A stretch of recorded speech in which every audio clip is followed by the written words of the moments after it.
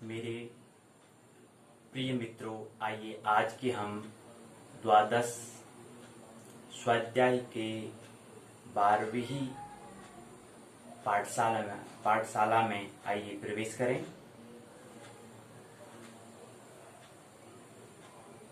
आज की बैठक, आज की पाठशाला 3 भागों में विभाजित है। पहला भाग, दूसरा भाग और तीसरा भाग। कल से हमारा डे 12 JY2 अर्थात ज्योतिष की दूसरी क्लास, दूसरी कक्षा आज की बैठक है। संक्षिप्त में हमने थोड़ा बहुत हमने विषय पर संक्षिप्त में जाना, थोड़ा बहुत उसमें प्रवेश किया, लेकिन आप थोड़ा और उसमें समझने, उसमें और थोड़ा आगे बढ़ेंगे। लेकिन उससे पहले एक बात हम और जो समझाने महत्वपूर्ण हो जाती है, पहले उसको भाग 1 में समझेंगे, उसके बाद फिर हम अपने विषय को लेंगे।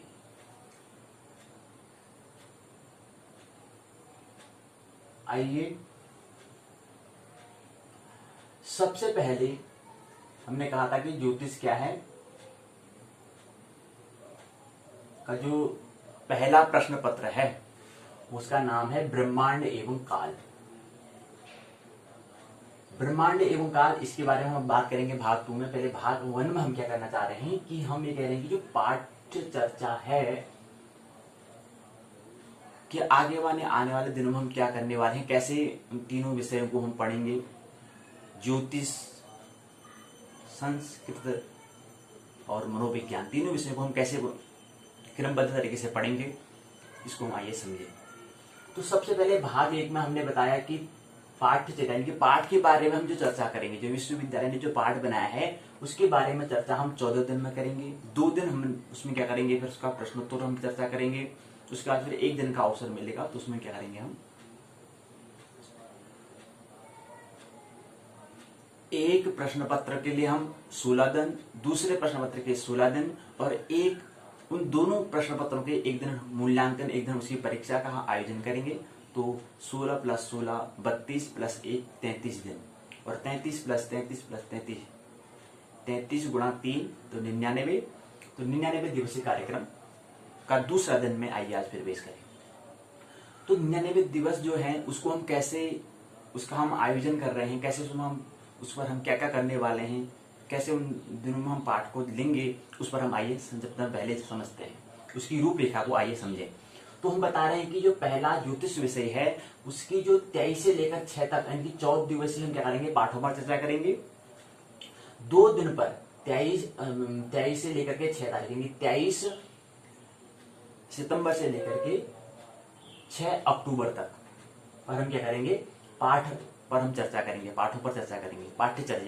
पाठ्य चर्चा उसका हमने नाम दिया है।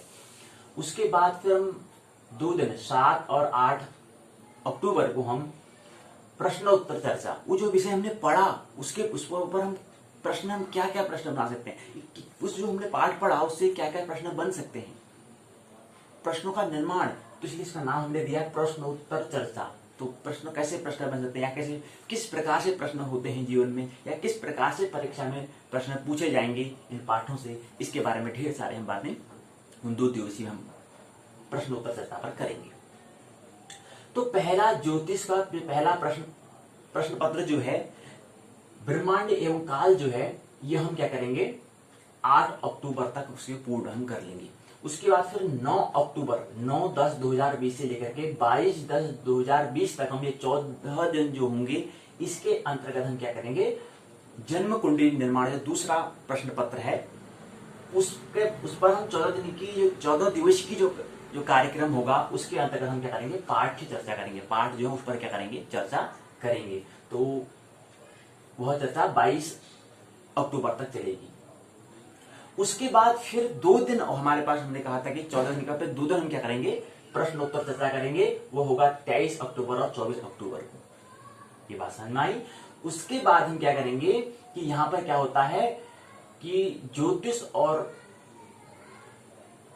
ज्योतिष का जो पहला प्रश्न पत्र है ब्रह्मांड एवं काल, ज्योतिष का जो दूसरा प्रश्न पत्र है जन्म कुंडली निर्माण, वो दोनों भाग क्या होते हैं, पूर्ण हो जाते हैं। लेकिन हमारे 32 दिन पूरे हो चुके हैं, क्योंकि हमने कहा है कि एक विषय को के लिए हमारे पास समय कितना है, 33 दिन हमारे पास है। 33 अर्थात 33 दिन का अवसर हमें मिला है। वो 33 दिन में हमारे 32 दिन तो चलेगी, 32 डे क्या हो गए, व्यतीत हो चुका है। अब बचा एक दिन, तो एक दिन में हमें क्या करना है, परीक्षा का आयोजन करना है। किस प्रकार से परीक्षा होती है, जिस प्रकार परीक्षा भवन में जाते हैं, उसकी तैयारी पहले घर में हमें करनी है। तो कैसे उसकी तैयारी करें, वो एक दिन हम काम करेंगे। लेकिन होता क्या है कि यहाँ पर हम बीच में यहाँ पर हम नहीं करेंगे उसको, हम उस परीक्षा का आयोजन हम क्या करेंगे, 31 अक्टूबर को करेंगे।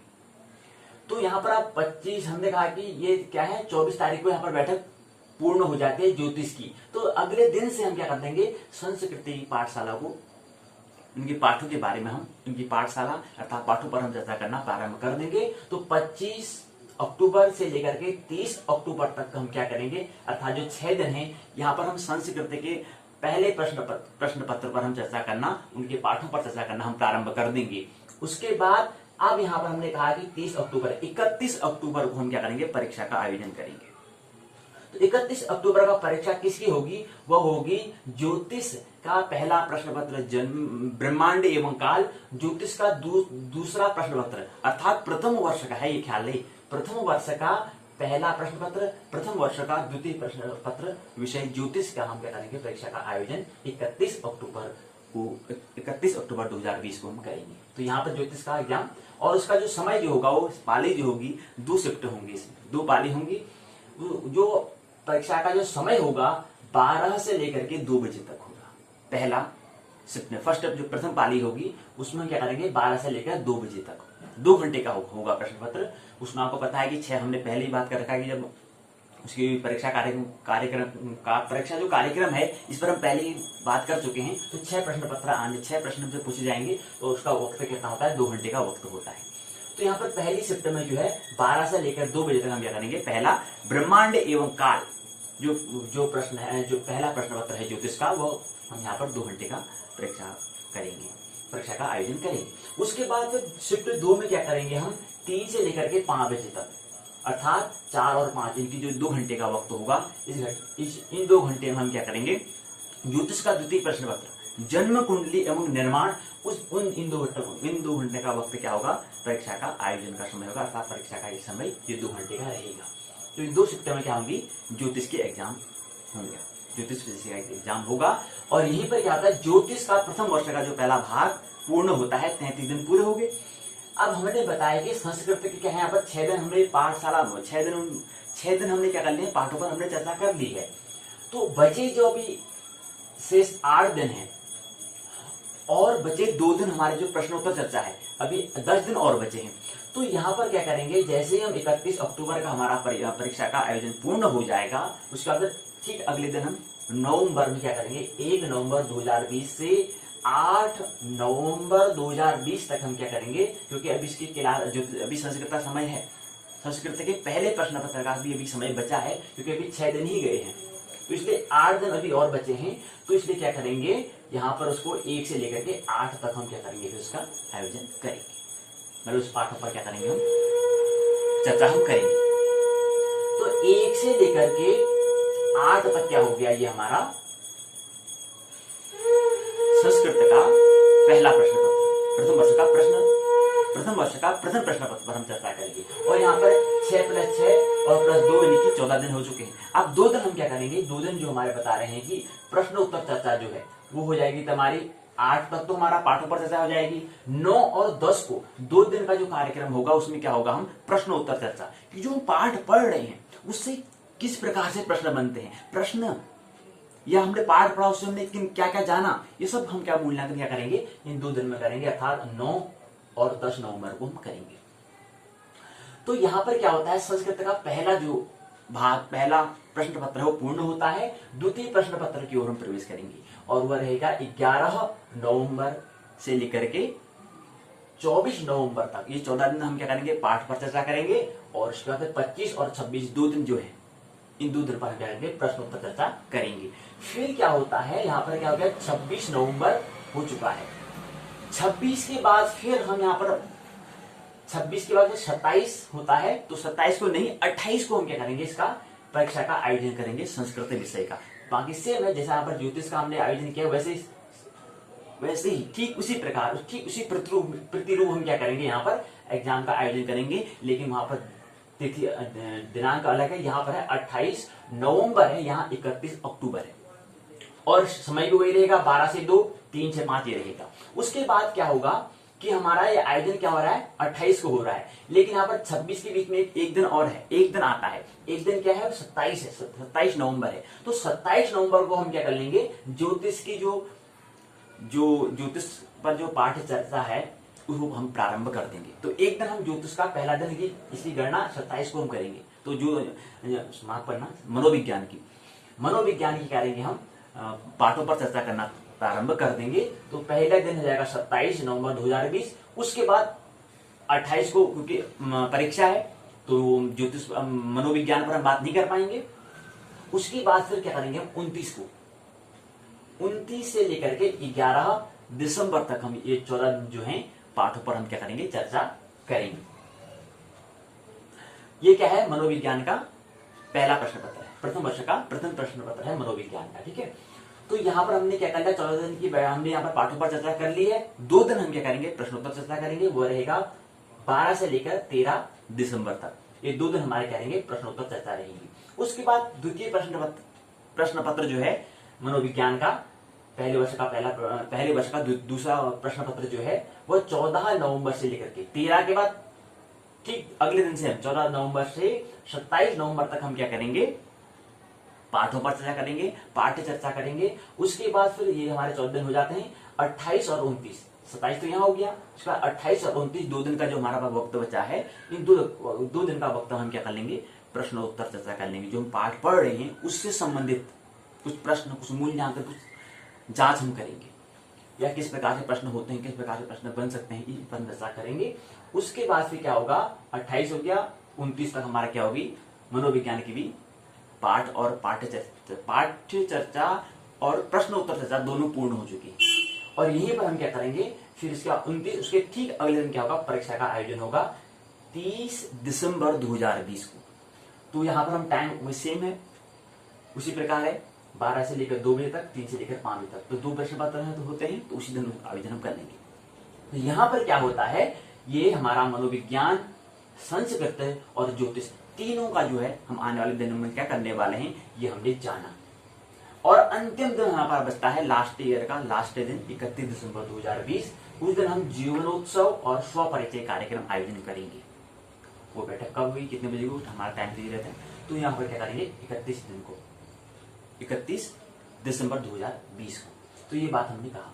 ये पहला भाग, आज की बैठक का पहला भाग पूर्ण होता है। आइए द्वितीय भाग में प्रवेश करें। द्वितीय भाग जो है, हम पाठ्यक्रम पाठ के अंतर्गत तो प्रवेश करेंगे, लेकिन उससे पहले हमें महत्वपूर्ण बात, द्वितीय भाग है, क्या हम मतलब हम जो पढ़ रहे हैं, सभी लोग पढ़ रहे हैं, कितने लोग पढ़ रहे हैं, किस तरह से, किसको पढ़ने का अवसर नहीं मिलता। कोई कुछ बिरले होते हैं, पढ़ने का अवसर सभी को मिलता है, लेकिन हम पढ़ना फिर हम किस प्रकार से पढ़ें, उस जो हमें पढ़ने का वक्त मिल रहा है उसको कैसे हम भरपूर उपयोग में लाएं। तो इसलिए पहले हम जो पाठ है, जो यूओयू का जो पाठ्यक्रम है, उस पर पहले बाद में चर्चा करेंगे। पहले कुछ अपना अनुभव जो अभी तक है पहले उस पर बात करेंगे, फिर तृतीय भाग में हम क्या करेंगे, ये जो विश्वविद्यालय का पाठ है उस पर हम चर्चा करेंगे। तो सबसे पहले बात हमने कहा कि आज की जो कल से जो हमारी ज्योतिष का जो पहला प्रश्न पत्र है, ब्रह्मांड एवं काल, कुछ प्रश्न हमने कल भी बात किया था कि प्रश्न करना, चिंतन करना। तो ये जो हमारी पाठशाला होगी उसमें क्या होगा, बड़ा आनंद आएगा जब दोनों मिलकर हम काम करेंगे, मतलब हम भी करेंगे और आप भी करेंगे तो बड़ा रस आएगा। तो जीवन में क्या होना चाहिए, रस होना चाहिए। तो कुछ आप भी प्रश्न करेंगे, कुछ आपने भी सोचा होगा, चिंतन किया होगा, कुछ हम भी करेंगे, तो एक क्या होगा, एक अच्छा सा क्या होगा, विषय तैयार होगा। तो यहाँ पर हमने कहा कि पहला भाग में हम जो अनुभव की तरह समझ में आया, तो हमने कहा कि क्या है, ब्रह्मांड है। ब्रह्मांड का मतलब क्या होता है, यूनिवर्स। और दूसरा है काल, टाइम। तो ब्रह्मांड जो है ब्रह्मांड का मतलब होता है, एक हमने सूत्र दिया था पिछली बैठक में भी हमने बात कर ली है, तो ब्रह्मांड का मतलब होता है ब्रह्म प्लस अंड। ये ब्रह्म क्या होता है और ये अंड क्या है, और बन जाता है ब्रह्मांड। और साथ ही साथ ब्राह्मण क्या है, और ब्रह्म, ब्रह्मांड, ब्राह्मण और ब्रह्मा, ये बहुत सारे महत्वपूर्ण शब्द हैं, सुने तो शब्द हैं लेकिन चिंतन करो उस पर। तो ये ब्रह्मांड जो शब्द है अर्थात अस्तित्व जो है वो बराबर बन जाता है ब्रह्म प्लस अंड।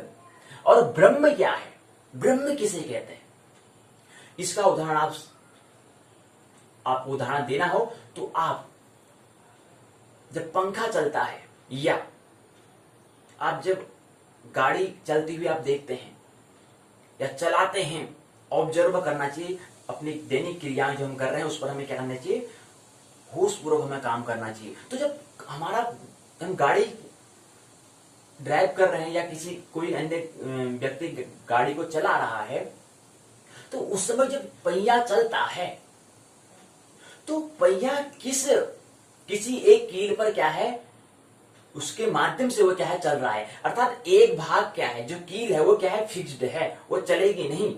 तो वो जो फिक्स चीज है, जो फिक्स जहां पर जिस कील पर पहिया घूम पा रहा है, वो चीज है ब्रह्म का प्रतीक है।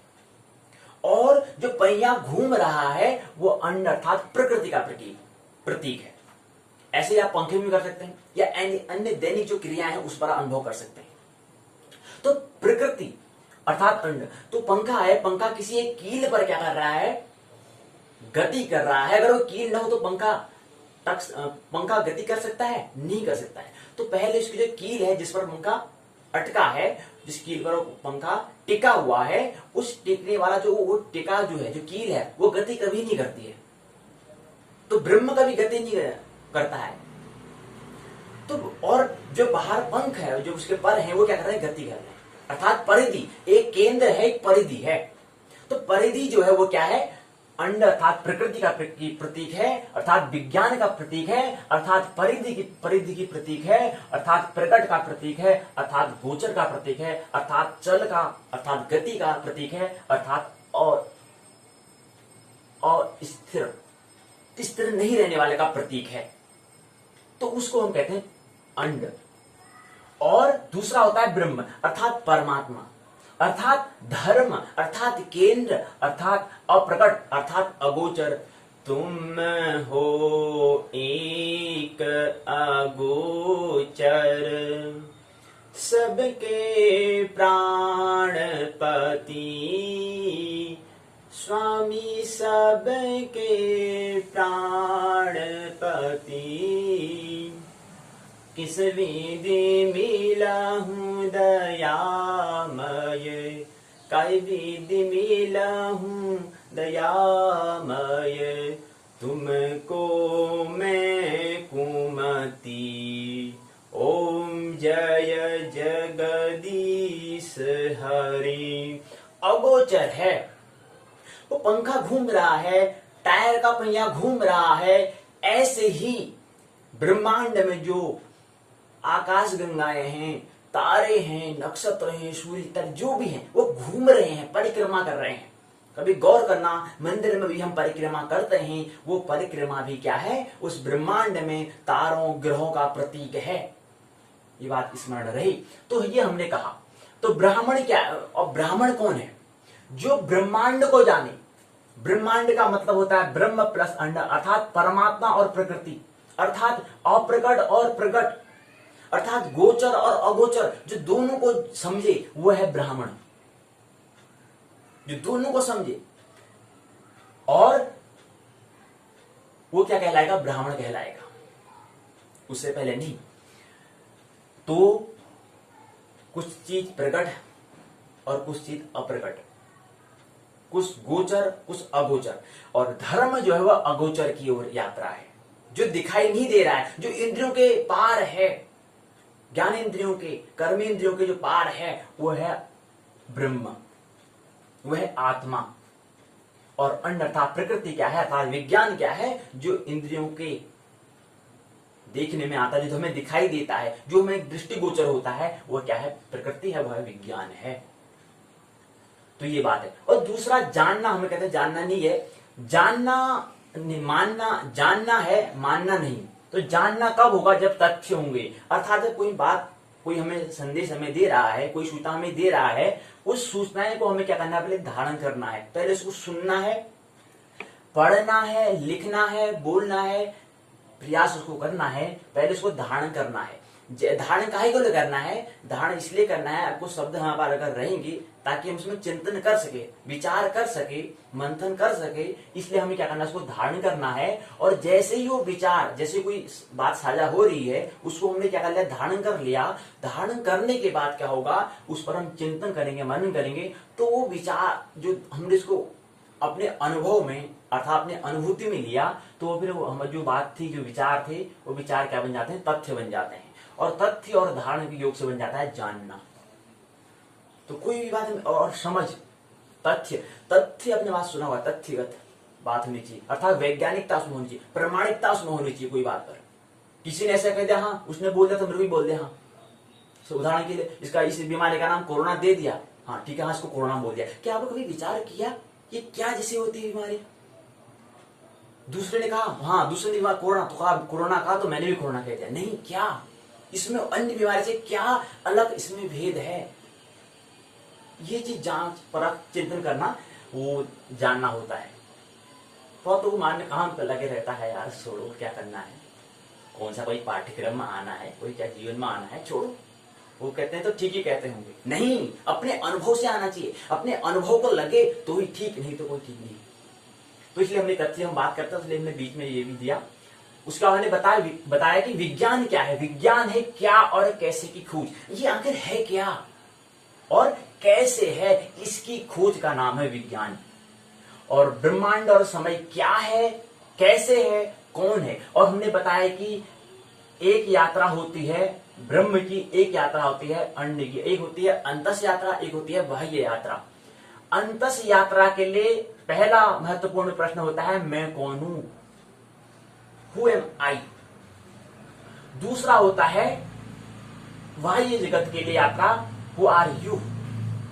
तुम कौन हो? यात्रा अगर अंतस की जाए, वो यात्रा अगर पूर्ण हो जाती है तो जीवन सफल। यहां पर अगर बाहर की यात्रा, अगर बाह्य यात्रा अगर करते हैं तो यहाँ पर भटकने के चांस ज्यादा हैं। यहाँ पर पूरी हमें जानकारी मिल जाएगी, इंफॉर्मेशन हमें मिल जाएगी, सूचनाएं हमें मिल जाएगी, चाहे सूचनाएं कितनी ही मिल जाए वो जीरो के बराबर है। क्योंकि पहला प्रश्न, महत्वपूर्ण प्रश्न तो ब्रह्म की बात है, अर्थात आत्मा की बात है। पहला तो हमें आत्मा का विकास करना है, जीवन का विकास करना है। तो वो पहला प्रश्न है, प्रश्न होना चाहिए, मैं कौन हूं? हु एम आई? ये स्व यात्रा प्रारंभ हो गई। और ये है पर यात्रा, ये केंद्र की ओर यात्रा है, ये परिधि की ओर यात्रा है। ये संसार का प्रतीक है, आर यू। और ये क्या है? आई एम आई। ये क्या है? स्व का प्रतीक है, अर्थात स्वबोध, बोध का प्रतीक है यहाँ पर। तो ये बात है, हमने बता दिया, गाड़ी का पहिए का उदाहरण हमने दिया, पंखा का हमने दृष्टांत ले लिए। आइए अब हम पाठ्यक्रम में, और हमने बताया कि स्व यात्रा है शुरू, प्लस पर यात्रा से शुरू, तो बराबर बनता है हूं। यहाँ पर मैं और तू कुछ नहीं बचता है, तू और मैं कुछ नहीं होता, वहां पर ब्रह्मांड होता है। हूं जहां पर हो, वो उस स्थिति का नाम है स्थिति प्रज्ञ। उस स्थिति का नाम है निर्विचार चित्त। वहां पर उस स्थिति में मैं और तू का भेद मिट जाता है, तो वह है ब्रह्मांड। तो ब्रह्मांड कुछ ऐसा ही है, मतलब जहां पर मैं और तू जैसा कुछ नहीं है। ब्रह्मांड मतलब संयुक्त, जैसे शरीर कहते हैं ना, पूरा संयुक्त बात आ जाती है, पूरा जोड़ एक साथ हमने बात कर लिया। लेकिन हमारी क्या है ना, बुद्धि तोड़ने की आदत है, अर्थात पहले अंड को अलग कर लेंगे, अर्थात विज्ञान को अलग कर लेंगे, धर्म को अलग कर लेंगे। तोड़ने की बुद्धि जो है तोड़कर देखती है, और इससे क्या हो जाता है? विकृति उत्पन्न हो जाती है। अगर एक वैज्ञानिक फूल के बारे में अगर खोज करनी है तो पहले फूल को तोड़ेगा, तब जाकर उसकी खोज करेगा। लेकिन जैसे ही फूल तोड़ा वैसे ही विकृति उत्पन्न होगी, और फिर उसका क्या होगा? जो वह है उससे वह वंचित हो जाएगा। लेकिन अगर हमें फूल पर क्या करना है तो उसको हमें क्या करना हो? तोड़ना नहीं होगा, उसको हम केवल ऐसे ही देखें, निहारें, तो उसके बारे में हमें बात समझ में आ जाएगी। लेकिन विज्ञान क्या है ना, तोड़ने की आदत होती है, तोड़ेंगे तो ही हमें मिलेगा, ऐसा ये विज्ञान की बात है। लेकिन विज्ञान में कम, धर्म में ज्यादा प्रवेश हो, ये प्रयास है। आइए आज की हम भाग 3 की ओर प्रवेश करें। इसका नाम हमें बताया कि ब्रह्मांड और काल। टाइम क्या होता है? टाइम, वैसे टाइम आपने एक नाम सुना होगा, एक तो होता है शाश्वत, आपने नाम सुना होगा शाश्वत। शाश्वत का नाम अर्थात जहां पर वर्तमान, भूत, भविष्य सब जहां पर बराबर हो जाते हैं, वो काल कौन सा कहलाता है? शाश्वत कहलाता है, सनातन कहलाता है। तो यहां पर कुछ काल के अंतर्गत हम टाइम की बात करेंगे, बैठक आ रही है तो बात करेंगे, लेकिन पहले आइए पहले इनकी रूपरेखा में चलें। तो भाग 3 है, खंड 1 खगोल है, इसका नाम एस्ट्रोनॉमी नाम दिया है। इसके अंतर्गत पहली इकाई है जिसका नाम है आकाश गंगा और निहारिका। आज की बैठक में हम प्रथम खंड अर्थात खगोल, उसके अंतर्गत 2 इकाइयों के बारे में हम परिचय होने का प्रयास करेंगे। पहली इकाई है आकाश गंगा और निहारिका, और दूसरी इकाई है सौर मंडल अर्थात सौर परिवार। अब दूसरी यहां पर इकाई की संरचना अर्थात रूपरेखा क्या है? ये रहा विश्वविद्यालय की पुस्तिका ज्योतिष का पहले वर्ष का पहला प्रश्न पत्र की ये है पुस्तक। इसका नाम दिया है ब्रह्मांड एवं काल। यह है विद्या शाखा, मानवी की विद्या शाखा है। ये इसका कोड है BAJY 101, उत्तराखंड मुक्त विश्वविद्यालय हल्द्वानी। ये दिया है, ये क्या है? विश्वविद्यालय की क्या है? बुक है, जो मानवीय विद्या शाखा ज्योतिष की पहला प्रश्न पत्र है। अब देखो, एक किताब में पढ़ने का अवसर मिला है, हमें किस प्रकार से अध्ययन करना है। पहली बात देखो, इस किताब का जो पहले बाहर से प्रिंट दिया गया है, क्या देख रहे हैं आप? इस प्रिंट से आप क्या समझ रहे हैं? पढ़ना जितना क्या पढ़ना उतना नहीं पढ़ना है, केवल हमें 6 प्रश्नों की तैयारी करनी है। और दूसरा 6 प्रश्न हमें, क्योंकि मैं अगर परीक्षा का हमें अगर समय देखना है, समय कम है, तो क्योंकि 6 प्रश्न का वहां पर प्रश्न पूछे जाते हैं, तो 6 प्रश्नों की तैयारी हमें करनी है। जिसे क्या करना है? केवल पास होना है। और जिसे पास नहीं, जिसे कुछ अपना जीवन में अनुभव लेना है, उसको तो फिर इसको गहन अध्ययन करना होगा, वो अलग बात है। लेकिन हम ये कह रहे हैं कि जिसे 6 प्रश्न की तैयारी करनी हो, जिसे गहन अध्ययन शोध करना हो, उन दोनों के लिए महत्वपूर्ण है कि आखिर पहले किताब का करें कैसे। पहली बात होगी, किताब का जो है, पुस्तक जो है, उसका हमें क्या करना चाहिए? एक भावपूर्ण इसको हम क्या करें? धारण करें, रखें। जो हम ये पढ़ रहे हैं उस पर एक भाव अर्थात एक हृदय का भाव लेते हुए करें। इसका हम क्या करें? इस पुस्तक को क्या करें? पहले हम क्या करें? इसको प्रणाम करें। उसके बाद यहां से हमें क्या मिली है? जानकारी, ज्ञान, संकेत मिलने वाले हैं। तो इसके अंदर क्या संकेत मिलेंगे उसको मैं धारण करूं, ऐसा कुछ भाव पूर्ण, कुछ ऐसा विचार हो। पढ़ने से पहले ऐसा भाव होना चाहिए। तो इस किताब के अंदर देखिए, पहले बाहर पृष्ठ को देखें। कोई जल्दीबाजी नहीं है, आपको बहुत कुछ नहीं पढ़ना है, कुछ बातें आपको समझनी है, बस काम हो जाता है। तो ये आपको पहले देखें, पूरा आपने देखा उत्तराखंड मुक्त विश्वविद्यालय हल्द्वानी, ये दिख गया आपने। ये इसका BAJY 101 ये बना दिया, मानवीय विद्या शाखा हो गया, ब्रह्मांड एवं काल हो गया। ये आपको यहाँ पर क्या है? प्रिंट दिया है, कुछ चित्र यहाँ पर दिखाई दे रहा है। ये आपको पृथ्वी दिखाई दे रही है। ये पृथ्वी के आसपास क्या है? यहाँ पर ये तो पृथ्वी है, इसके आसपास क्या है? ये क्या है? और ये इसके आसपास यहाँ पर देखा है, क्या दिखाना चाह रहा है? मतलब क्या दिखाना चाह रहा है, क्या प्रयास है विश्वविद्यालय का इस बाहर, किताब के बाहर इस चित्र का दिखाने का? ये दिखाना क्यों अनिवार्य समझा विश्वविद्यालय ने? तो यहाँ पर इसकी क्या दी है? छवि दी है, पृथ्वी की दी है छवि, और यहाँ पर प्रतिशय दी है, साथ में कुछ ये आकाश गंगाएं हैं, गैलेक्सियां हैं। क्या दिखा रहा है? इस पर विचार करें। दूसरा यहाँ पर देखो, मानवीय विद्या शाखा ब्रह्मांड एवं काल, वही दे रखा है। इसका आप पीछे देखें, ये इसका प्रतीक लोगो आपने देखा होगा। इस पर विचार करें, क्या है इसमें लिखा है? श्रद्धावान लभते ज्ञानम, उत्तराखंड मुक्त विश्वविद्यालय, उत्तराखंड मुक्त विश्वविद्यालय, ऐसा कुछ हमें अध्ययन करना है। अब देखो, हमने क्या कर लिया? एक भावपूर्ण हमने क्या करा? पुस्तक को हमने धारण कर लिया। अब आगे इसके अंतर्गत हमें क्या पढ़ना है, इसके अंदर देखें। तो जैसे पुस्तक खोलते हैं तो हमें मिलता है ब्रह्मांड एवं काल, वही मिलता है। उसके अंतर्गत हमें क्या करना है? यहाँ पर देखें, ये पाठ्यक्रम समिति होती है, और उसके बाद पाठ्यक्रम संपादन एवं संयोजन करने वाले हैं, तो इस पर हम विचार करें। उसके बाद इकाई का लेखन करने वाले क्या हैं, कितने खंड हैं, कितनी इकाइयां हैं, ये हमें सब कुछ दिया गया है।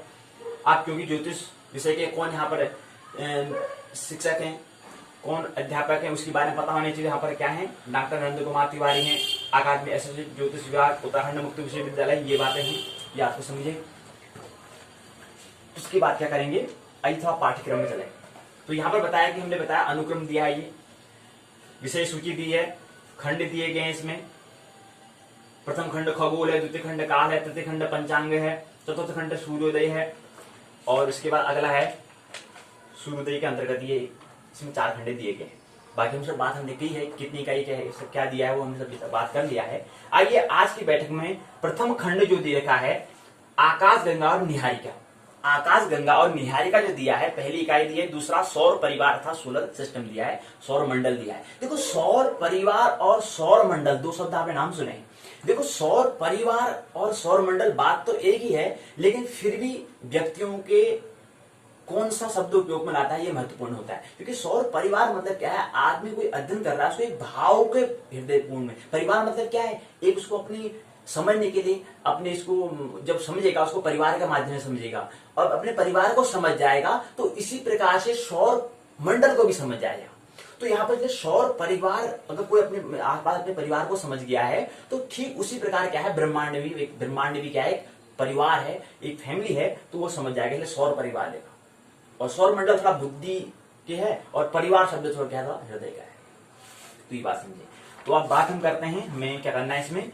इसके अंतर्गत क्या है, ये रूप दिया है वह है, पहली बात है प्रस्तावना, दूसरा है उद्देश्य, तीसरा है आकाशगंगा से परिचय, चौथा है आकाशगंगा परिभाषा संरचना स्वरूप, पांचवा है आकाशगंगा का महत्व, छठा है बोध प्रश्न होंगे, सातवां है निहारिका का परिचय परिभाषा स्वरूप, जो दूसरी बात है यहाँ पर आकाशगंगा और निहारिका है, वो दूसरी बात यहाँ पर हो रही है, निहारिका से परिचय परिभाषा स्वरूप। सारांश है, 8वीं बात है। 9वां बिंदु है पारिभाषिक शब्दावली, 10वां बिंदु है संदर्भ ग्रंथ सूची, 11वां है निबंधात्मक प्रश्न। ये क्या दिए गए हैं इस विश्वविद्यालय जो पुस्तक है इसमें दिया गया हुआ है। इस तरह से एक क्रम बनाया कि विषय सूची तैयार, अर्थात एक रूपरेखा हमने इकाई की संरचना एक स्ट्रक्चर तैयार किया है। तो ये स्ट्रक्चर हमने तैयार किया, और उसके बाद इसके अंतर्गत प्रश्न है आकाश गंगा का विस्तृत विवेचन कीजिए।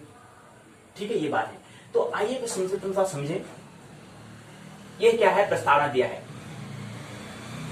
कह रहे हैं कि ये प्रथम खंड है आकाश गंगा निहारिका, इस किताब का शीर्षक दिया गया है। आप समझ रहे हो आकाश गंगा निहारिका क्या है, किससे जुड़ा हुआ है, खगोल से जुड़ा हुआ विषय है। आकाश गंगा मतलब क्या होता है, कह रहे हैं जिसमें क्या हो हमारे पृथ्वी और हमारा सौर मंडल स्थित हो, मौजूद हो, वो क्या कहलाता है, आकाश गंगा कहलाता है। और आकाश गंगा और निहारिका का संबंध क्या है, ज्योतिष अर्थात इससे पहले जो हमारे मनीषियां हैं उनने भी अध्ययन किया है, वहां भी आपको ज्योतिष में भी आपको मिल जाएगा। और एक इसके अंतर्गत आता है, खगोल के अंतर्गत आता है। आकाश गंगा का आकृति कैसी है, स्पाइरल है, अर्थात क्या है, सर्पिली है, इसका बड़ा केंद्र है, उससे निकली हुई कुछ वक्र भुजाएं हैं। प्राच्य और पाश्चात्य ज्योतिर्विद्याओं के अर्थात जो मनीषी हैं और जो वैज्ञानिक हैं उसके आधार पर खगोल ज्ञान से संबंधित कुछ महत्वपूर्ण पर हम बात पर क्या करेंगे, यहाँ पर विवेचना करेंगे। ये यहाँ पर लिखा है, ये इनकी प्रस्तावना है। दूसरा है उद्देश्य, यहाँ पर दिया है कि पहले आकाश गंगा निहारिका को परिभाषित करें, आकाश गंगा निहारिका के महत्व को बताएं, आकाश गंगा और निहारिका के विभेद का निरूपण करें, आकाश गंगा और निहारिका का स्वरूप का वर्णन करें, आकाश गंगा और निहारिका के संबंध को यहाँ पर क्या करें, निरूपित करें। ये हम क्या करेंगे, जब इसको अध्ययन करेंगे इस उद्देश्य को हम समझ पाएंगे अगर इसको अध्ययन करते हैं तो। आकाश गंगा परिचय बता रहे हैं, आकाश गंगा किसे कहते हैं, तो ये कह रहे हैं कि गैलेक्सी को संस्कृत भाषा में आकाश गंगा कहा जाता है। आकाश गंगा, प्रश्न पूछा जाता है कि आकाश गंगा जो हिंदी शब्द है या अंग्रेजी शब्द है या संस्कृत शब्द है। तो जो बता रहे हैं कि जो गैलेक्सी का वो आकाश गंगा को बात एक ही है, थोड़ा भाषा का अंतर है। तो गैलेक्सी क्या है, ये अंग्रेजी में बोलते हैं, संस्कृत में आकाश गंगा कहते हैं। और आकाश गंगा, क्या महत्वपूर्ण शब्द सुना है, आकाश और गंगा शब्दों में क्या बात है। तो आकाश प्लस गंगा, आकाश किसे कहते हैं, गंगा किसे कहते हैं, अर्थात अंतरिक्ष में हम जब जाएंगे तो वहां पर हमें जो सौरमंडल ग्रह, सौरमंडल के अंदर ग्रह, उपग्रह, तारे, उल्कापिंड इत्यादि जो भी हैं, या कहें फिर हम गैलेक्सी के तारों के समूह को देखेंगे तो वहां पर एक जैसे नदी बहती है ना, उस तरह से कुछ हमें दिखाई देता है। तो गंगा, आकाश की गंगा नदी, गंगा मतलब क्या है, गंगा नदी जो है उससे प्रतीक यहाँ पर शब्द चुना है, इसलिए इसका नाम आकाश गंगा दिया है।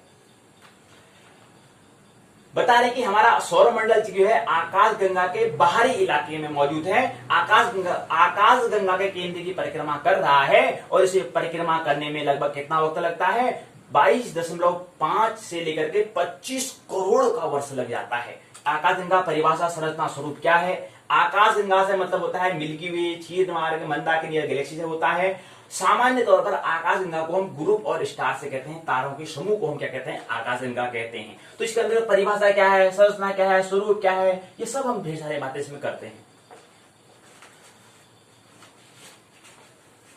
बहुत सारे इसके नाम हैं, नाम होने में कोई असमंजस न हो, बात एक ही है। आकाशगंगा में क्या है? आकाश गंगा जो उसका विशेष संज्ञा है, जिसमें क्या होता है? पृथ्वी और हमारा क्या सौरमंडल स्थित हो, उसको हम आकाश गंगा कहते हैं। आकाश गंगा कहते ही क्या होता है? उसमें पृथ्वी और सौरमंडल स्वतः ही आ जाते हैं। और आकाश गंगा में 100 अरब से लेकर के 400 अरब के बीच क्या है? तारे होते हैं। लगभग 50 अरब ग्रह होते हैं। 50 करोड़ अपने तारों 50 करोड़ क्या है? तारों में जीवनयोग्य तापमान है। तो बहुत सारी बातें हैं। और परिक्रमा करने में बता दिया कितना वक्त लगता है? 2.5 से लेकर 22 से लेकर के 25 करोड़ वर्ष का वक्त लग जाता है। और जिसका मतलब होता है, हमने बताया कि क्या है? आकाशगंगा है, इसको कभी दुग्ध मेखला भी कहते हैं, क्षीर मार्ग भी कहते हैं, मंदाकिनी भी कहते हैं, दूध का मार्ग बनता है, मिल्की वे भी इसको कहा जाता है। बहुत सारी बातें। आकाशगंगा क्या है, ये बातें हम यहां पर पढ़ते हैं। इसका आकार कैसा है, इसकी भुजाएं क्या हैं, जैसे इसमें जब दिया गया है, और क्या इसका महत्व है आकाशगंगा का। फिर निहारिका से संबंधित है बातें हैं। फिर सारांश से सब बातें हैं। तो सारांश क्या है? इस संसार में ब्रह्मांड एक ऐसा विषय है जिसके रहस्य को सुलझाना अत्यंत कठिन है, वैसे ही जैसे परमात्मा के रहस्य को सुलझाना। अतः आकाशगंगा और निहारिका ज्ञान भी रहस्यमयी है, तथापि जन बिंदुओं का अनुशासन हो चुका है। जितना हमें इस इकाई के अध्ययन में विदित होता है उतना ज्ञान आवश्यक है। कह रहे हैं कि यह अनंत है, इसका ज्ञान हमें पूर्ण तो नहीं हो सकता है, लेकिन फिर भी जितना हमें अध्ययन हो चुका है उतना ज्ञान हमें ज्योतिष के लिए अनिवार्य है, खगोल के बारे में जानकारी होना अनिवार्य है। बहुत सारी बातें हैं इसमें, लेकिन बहुत सारी बातें हमें नहीं करनी होती, हमें कुछ बातें इसको निचोड़ लेना है। तो ये चीज है। और यहाँ पर एक प्रश्न पूछा जाता है कि आकाश गंगा का विस्तृत विवेचन कीजिए। अगर ये प्रश्न आपसे पूछ दिया जाए तो उसमें हम क्या लिखेंगे वहां पर, ये पहले विचार कर लेना चाहिए। केवल 6 प्रश्नों के लिए अगर हम अध्ययन करें तो ये पास होने लायक जो व्यक्ति हैं उनके लिए ठीक है, जो मध्यम क्रम के हैं, जो पढ़ाई में मध्यम क्रम के हैं उनके लिए ठीक है। लेकिन जो उच्च क्रम के हो, जो उच्चतम वाले हो, श्रेष्ठ हो, जिसके अंदर बुद्धिमत्ता हो, प्रज्ञा, स्थिरता जो ले जाने वाले हो, उसके लिए पर्याप्त नहीं है। उसके लिए जैसे शोध के क्षेत्र में जाना हो तो उसके लिए बहुत 6 प्रश्नों से काम नहीं बनेगा, बहुत सारे गहन अध्ययन करना पड़ेगा। कहने का मतलब है तो आकाशगंगा का मतलब होता है, आकाशगंगा से मतलब मंडल से है जिसमें हमारा पृथ्वी और सौरमंडल क्या हो, मौजूद हो, स्थित हो। निहारिका का मतलब होता है आकाश में स्थित निहारवत तारों के पुंजों को हम क्या कहते हैं? निहारिका हम कहते हैं। उसके बाद क्या होता है? क्षीर मार्ग, आकाश गंगा का पर्याय को जो है उसको क्षीर मार्ग कहते हैं। मंदाकिनी जो है आकाश गंगा का क्या है? पर्याय वाली चीज है। अनंत मत होता है जिसका अंत न हो। भुवः मन होता है सप्त ऊर्ध्व लोकों में से एक। कुंज मन होता है दिल। तो हम बता रहे थे कि यहाँ पर मेरी प्रस्तावना उद्देश्य आकाशगंगा से अंदर परिभाषा, संरचना, स्वरूप, आकाशगंगा का क्या महत्व है, कुछ बहुत प्रश्न है, ये चीज हम देख रहे थे। तो ये ऐसे एक क्या है, हमने संरचना बनाई है इकाई की। तो संबंध ग्रंथ सूत्र बता रहे हैं कि अर्वाचीनियम ज्योतिर्विज्ञानम रमानाथ सहाय, ये ग्रह है, ये क्या है? ग्रंथ है। ग्रह उपग्रह के बारे में, द सोलर सिस्टम के बारे में, द यूनिवर्स के बारे में, खगोल परिचय, ये कुछ किताबें इसमें दिए गए जहां से आप कर सकते हो, संदर्भ जो ग्रंथ है वहां से आप अध्ययन कर सकते हैं। कुछ निबंधात्मक प्रश्न है, आकाश गंगा को परिभाषित करते हुए उसके स्वरूप पर प्रकाश डालिए। दूसरा प्रश्न है, निहारिका को परिभाषित करते हुए उसके स्वरूप की व्याख्या कीजिए। यहीं पर एक पूर्ण होता है। सौर परिवार की ओर आइए प्रवेश करें।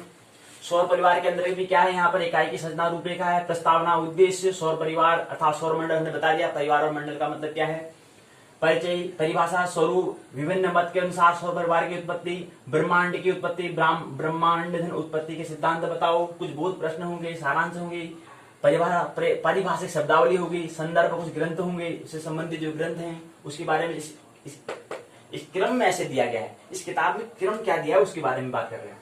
कुछ प्रश्न होते हैं कि सौर परिवार के प्रश्न किस तरह से पूछे जा सकते हैं। उसमें एक प्रश्न ऐसा है, इस तरह से पूछा जा सकता है कि सौर परिवार की उत्पत्ति की वैज्ञानिक विवेचना कीजिए, सूर्य के भौतिक स्वरूप की विवेचना कीजिए, सूर्य कहते हैं, सूर्य का मतलब क्या होता है, प्रकाशित, जिसके अंदर प्रकाश हो। सूर्य का आंतरिक दृष्टि और बाह्य दृष्टि पर विवेचना कीजिए। इससे क्या मतलब समझते हो आप? देखो अपने स्टार, आप स्टार किसे कहते हैं, इंग्लिश में स्टार कहते हैं, किसे कहते हैं, तो आपने देखा होगा एक स्टार होता है अंतः जगत के लिए, एक स्टार होता है बाह्य जगत के लिए। तो बाह्य जगत में भी आपने किसी कहीं जो स्पोर्ट्स में काम, जो खेलने वाले होते हैं, क्रिकेटर हो या कोई भी, उनकी वर्दी में भी क्या होता है, स्टार होता है। तो स्टार उस खेल में के लिए क्या है, वो स्टार है। ऐसे ही सूर्य भी क्या है, इस सौर मंडल के लिए क्या है, स्टार है, अर्थात क्या है, उसके अंदर खुद प्रकाश है, दूसरों को प्रकाशित करता है।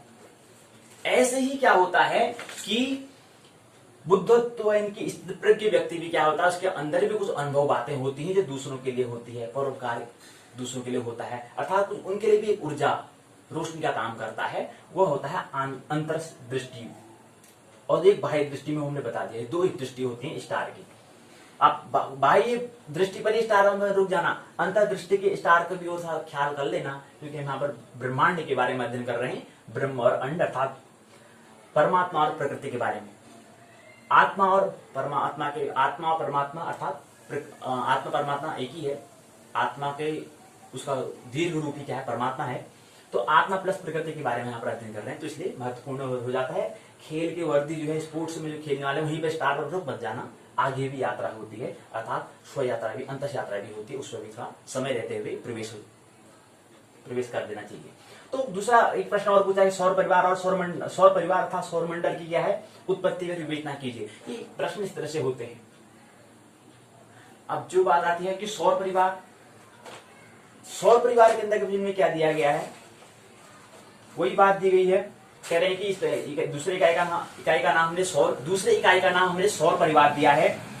ब्रह्मांड में वैसे तो कई सौर मंडल हैं, लेकिन हमारा सौर मंडल अर्थात सोलर सिस्टम, हमारा सौर परिवार क्या है, अलग है, जिसका आकार एक तस्तरी जैसा है। सौर मंडल में सूर्य और वे सभी खगोलिक पिंड जो सूर्य के चारों ओर चक्कर लगाते हैं। याद रहे, ब्रह्मांड भी इतना गति कर रहा है, लेकिन एक केंद्र उसका, इस ब्रह्मांड का भी केंद्र होगा, उस केंद्र को हम ब्रह्म कहेंगे। और जो किसी की चक्कर नहीं कर रहा, जो किसी का चक्कर नहीं लगाता है, जो किसी की परिक्रमा नहीं करता है, वो है ब्रह्म। अर्थात जहां पर कोई गति नहीं होती है, जहां पर कुछ विकास की आवश्यकता नहीं होती है, ब्रह्म में। लेकिन प्रकृति में तो, अर्थात विज्ञान में, अगर शिक्षा में हमें, तो यहाँ पर बहुत सारा क्या करना पड़ता है, हमें उसमें क्या करना, परिवर्तन करना पड़ता है। तो ये प्रकृति कहते हुए बड़ा शरीर विज्ञान सब आ गया उसमें। हम कहते हैं उसका क्या स्वभाव है, तो उसकी प्रकृति को हम देख रहे हैं।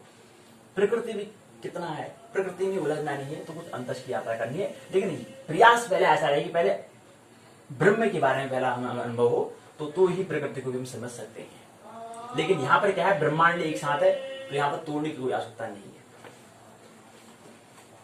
तो परिभाषा परिचय महत्व यहाँ पर भी है, ये हम बता रहे हैं।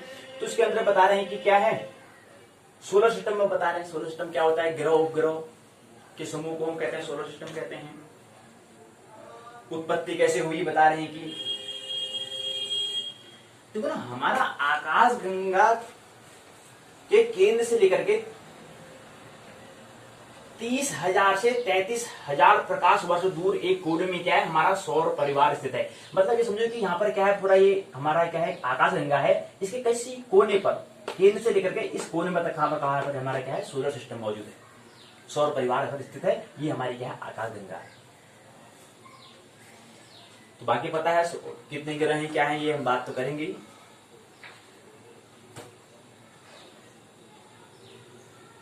वैज्ञानिक दृष्टि भी बता रहे हैं कैसे उसकी उत्पत्ति हुई है। विप्रलयकाली ब्रह्मांड के बारे में। इसके अंतर्गत है कुछ नहीं, जो हमने मेन बातें वो हमने बाहर यहाँ पर इसकी संरचना बता दी कि इसके अंदर कैसी संरचना विश्वविद्यालय ने बनाई है, उसको हमें समझना है। अब 2 कॉपी उसकी फेज 2 कॉपी हमें नहीं करनी है, बस एक बार हमें देखना है कि हमारा किस प्रकार से विश्वविद्यालय का प्रयास है, उस प्रयास को पहले हमें देखना है, समझना है। उसके बाद फिर हम कोई चिंतन करते रहेंगे, जो हमें महत्वपूर्ण शब्द होगा उसको हम स्मरण कर लेंगे, धारण कर लेंगे। उसके बाद फिर हमने कहा कि इसमें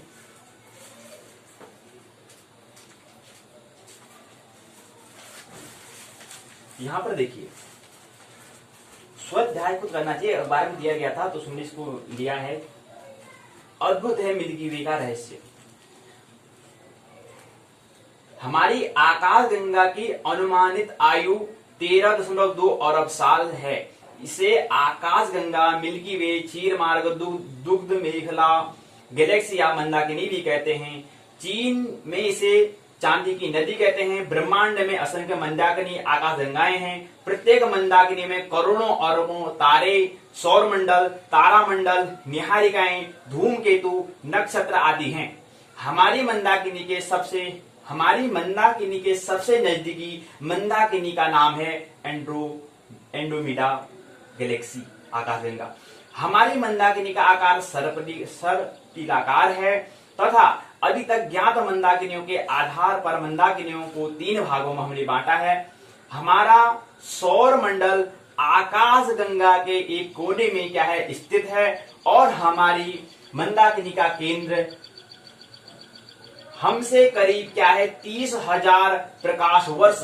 प्रकाश वर्ष किसे कहते हैं? मतलब प्रकाश वर्ष का मतलब होता है कि जहां पर प्रकाश को जाने में लगता है 1 साल का वक्त, वो कहलाता है प्रकाश वर्ष। तो जहां पर और प्रकाश 3 गुणा 10 की घात 5 किलोमीटर, 3 गुणा 10 की घात 8, 3 लाख किलोमीटर, इतनी तेज गति से जो चल रहा है 3 गुणा 10 की घात 8 जो इतने मीटर की गति से जो चल रहा है, उसको भी यहाँ पर जाने में 30,000 प्रकाश वर्ष का वक्त लग जाता है। सौर मंडल आकाश गंगा के केंद्र की परिक्रमा कर रहा है। सौर मंडल करीब 25 करोड़ वर्ष से हमारी मंदाकिनी का एक चक्कर पूरा करता है। जो हमारा सौर मंडल है कह रहे हैं वो 25 करोड़ वर्ष में क्या करता है, हमारी मंदाकिनी अर्थात आकाश गंगा, हमने कहा ना अलग नाम आएंगे उसमें घबराना नहीं है। तो आकाश अर्थात गैलेक्सी क्या है, उसके केंद्र की क्या करता है, परिक्रमा करता है। कौन? सौर मंडल। और सौर मंडल के अंदर ग्रह उपग्रह, ये हम बात करते हैं। सौर मंडल क्या बता दिया, हमारी मंदाकिनी का एक चक्कर में करने में कितना वक्त लेता है, 25 करोड़ वर्ष का वक्त लेता है। हमारी आकाश गंगा का व्यास लगभग 100 से 120 प्रकाश वर्ष है। आकाश गंगा में लगभग 100 से लेकर के 400 अरब तारे हैं। 50 अरब से अधिक क्या है इसमें ग्रह हैं, ऐसे उपग्रह भी हैं। तो ये बहुत सारी बातें हैं, ये हमने संक्षिप्त में बताया कि वो विश्वविद्यालय ने पुस्तक में दिया गया है। तो ये हमने क्या है जो अखबार आया है वहां से हमने निकाल कर इसको समझने का प्रयास किया है। तो हमें पढ़ना कैसे है, तो अखबार से भी इसको हम अध्ययन कर सकते हैं। जरूरी नहीं कि उसी किताब इसी संदर्भ ग्रंथ से ही पढ़ें। जानना है, इसको समझना है, वो कहीं से भी समझ सकता है। जिसको जानना है तो वो कहीं से भी ज्ञान को अर्जित कर लेता है। तो ये हमने केवल एक आपको उदाहरण दिया कि हमें अखबार से भी अध्ययन करना चाहिए, उसको भी गौर करना चाहिए। बहुत सारी बातें होती हैं लेकिन बहुत सारी बातें हमें करनी नहीं होती है, कुछ बातें हमें करनी होती हैं। बस मान लीजिए हमने परसों हाल ही में आया था कि शुक्र ग्रह के बादलों में मिला जीवन का संकेत। इसका मतलब क्या है? खगोल वैज्ञानिकों का दावा है कि सतह से 50 किलोमीटर ऊपर मौजूद हो सकते हैं एक कोशिका वाले सूक्ष्म जीव। खगोल वैज्ञानिकों और सौरमंडल के सबसे चमकीले ग्रह शुक्र के बादलों में जीवन होने का संकेत मिला है। यह संकेत फॉस्फाइन तत्व है जो पृथ्वी पर फैक्ट्रियों से निकले प्रदूषण या फिर ऑक्सीजन मुक्त वातावरण में रहने वाले सूक्ष्म जीवों द्वारा बनाया जाता है। खगोल, क्योंकि हम यहाँ पर खगोल की बात कर रहे हैं, खगोल एस्ट्रोनॉमी किया था पृथ्वी के आसपास जो है उसके बारे में। हमारे घर के आसपास क्या है उसके बारे में नहीं, पृथ्वी के आसपास क्या है उसके बारे में। खगोल मतलब पृथ्वी के आसपास क्या है, सौरमंडल के आसपास क्या है, आकाशगंगा के आसपास क्या है, इस पर हम बात कर रहे हैं। तो खगोल वैज्ञानिक का अनुमान है कि जीव शुक्र ग्रह की 425 डिग्री सेल्सियस गर्म सतह से 50 किलोमीटर ऊंचाई पर बादलों में मौजूद है। टीम के प्रमुख जैन ग्रीव्ज के अनुसार फॉस्फाइन का पता जेम्स क्लर्क मैक्सवेल दूरबीन से लगाया गया है। जर्नल नेचर एस्ट्रोनॉमी में सोमवार को प्रकाशित लेख के अनुसार चिली में एक और दूरबीन अल्फा से भी यही फॉस्फाइन देखी गई। वैज्ञानिकों के दल में इंग्लैंड, अमेरिका, जापान सहित कई देशों के विशेषज्ञ हैं। हालांकि कई वैज्ञानिक इस पर संशय भी जता रहे हैं। इसकी एक वजह बादलों में 90% सल्फ्यूरिक एसिड की मात्रा है, जिसमें जीवन नहीं हो सकता है। फॉस्फाइन इसलिए खास है। खगोलविदों के अनुसार शुक्र के इन बादलों में फॉस्फाइन मिली है। उन्होंने अपनी गणना के आधार पर कहा है कि यह मात्रा सूर्य के प्रकाश, ग्रह मौजूद खनिजों, ज्वालामुखी, आकाशीय बिजली आदि से नहीं आ सकती। इसका अनुमान है कि एक कोशिका के सूक्ष्म जीव इन बादलों में रहते हुए हाइड्रोजन के 3 और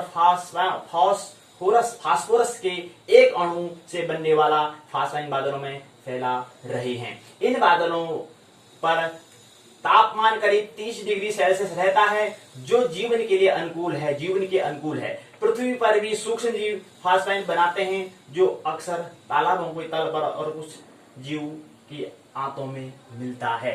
तो ये क्या है, 15 सितंबर 2020 को ये अखबार में प्रकाशित था, जिसको मैंने लिया। तो ये हम क्या कर रहे हैं, खगोल में अध्ययन कर रहे हैं। तो इसलिए जहां से हमें मिले अध्ययन करना, हमें अपना अनुभव उसको बनाना है, समझना है बातों क्या चल रहा है। ढेर सारी बातें होती हैं। और मैंने बात बता दिया कि हमें केवल 6 प्रश्नों तक ही हमें सीमित नहीं रहना है, हमें 6 प्रश्नों से ऊपर भी जाना है। परीक्षा से कोई ज्यादा महत्वपूर्ण नहीं है। वो 6 प्रश्न आए, 2 विश्वविद्यालय का प्रयास, वो सौभाग्य की उनके 6 प्रश्न हमारे इस अध्ययन करने में आ गए। अगर नहीं आए तो दुर्भाग्य उनका ही रहा। हमारा क्या है, हमारा तो जीवन से समझना है। प्रश्न आए तो ठीक, नहीं आए तो भी ठीक। 6 प्रश्न हमें कोई लेना देना नहीं है। मानने की कोई आवश्यकता नहीं है, जानने की आवश्यकता है। तो इस बातें हैं, ये हमने समझा। ठीक है, चलिए फिर मेरी बातों को इतने प्रेम पूर्वक, शांति पूर्वक सुना, बहुत बहुत अनुग्रहित हूँ। अंत में सबके बीते मौजूदा को प्रणाम करता हूँ। मेरा प्रणाम स्वीकार करें।